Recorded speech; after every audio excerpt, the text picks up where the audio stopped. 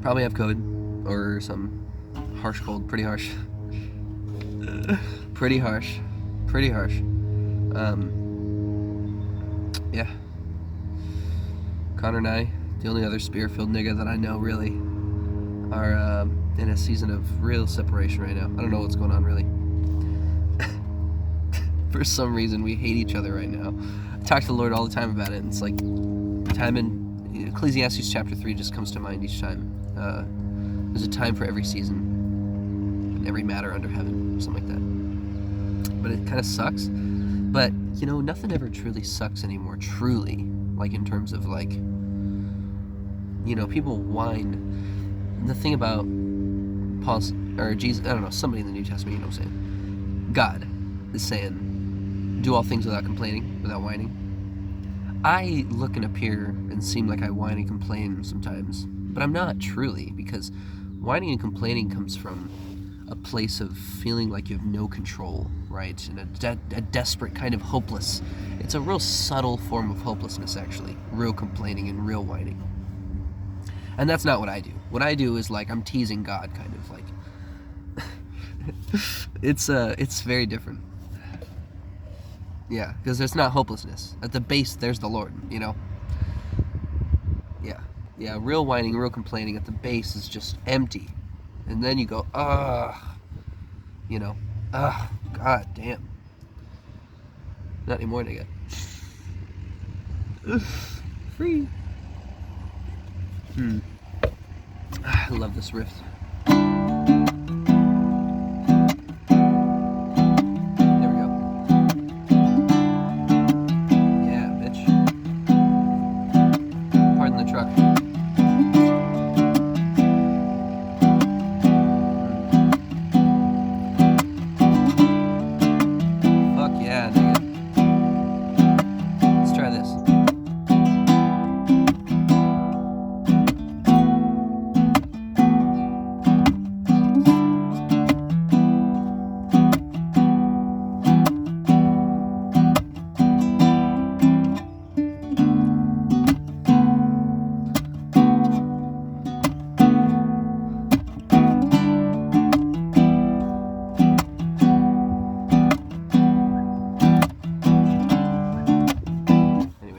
Do something with that.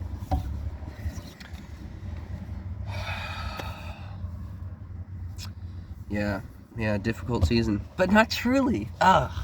Interesting. You know, this morning I had a tough morning. Friend from Sultan, older gentleman, John Addington, shout out again, good man. He checked in with me out of nowhere. It was nighttime. I was getting worse when I thought I was getting better. Out of nowhere, he reaches out. He's like, "Hey man, what's going on? Blah blah blah blah."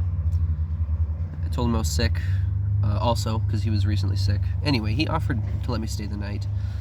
And I was with my friend Triton. We were going to get some food together. Didn't want to leave him behind. And if I didn't know the Lord, I should have fucking gone and had a shower and rested. But I know the Lord, man. So, even when it gets really bad, I was like, appreciate it, John, but can't make it tonight. He was real urgent about it, too. I was like, I can't make it, brother. And he was pissed. He was like, dude, you gotta take initiative and you know, you gotta I don't know, you gotta do some work, you know, when God's offering to help you or some shit, you know. Typical, classic, it's human wisdom. It's worldly wisdom. It's not in the Bible. Sorry. I can just trust him. I can do what I'd like to do and just trust him. And here I am. I asked the Lord for food, water, and coffee. I had none of those things. I was dehydrated this morning. I have food, water, coffee. I have a little bit of candy. I've got everything I wanted, not just needed. I got a free ice cream cone this morning, you know. Ran out of tissues and napkins, like really having to blow my nose, but I've got a bunch of sweatshirts and shirts that I don't give a fuck about, that I was never going to wear anyway. So I've had ample ways to blow my nose. It's just little shit, you know. Then I get bored, restless, discontent, a little feeling of hopelessness starts to creep in, like, oh no, you know. Start to believe some of those lies.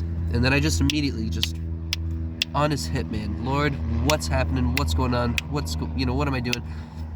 And then I just follow the desires that come to mind. Here we are. I've stirred myself up in the Lord just by moseying through my heart and communing with Him and going to Him first before any nigga or book or anything. And I'm stirred up now, man.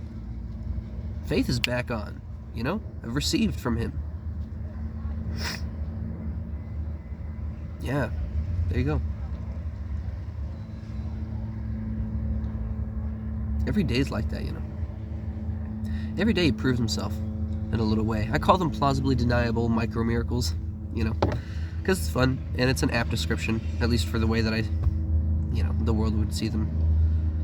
You ask for a cigarette and you get a cigarette an hour later, that kind of thing. Like you find a cigarette, you're like, oh, that's weird.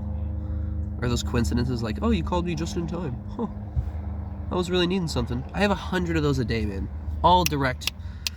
And I'm just describing what it looks like on the outside. In my heart, there's a whole thing going on, man, with this being, you know. But on the outside, it just looks like shit works out for me.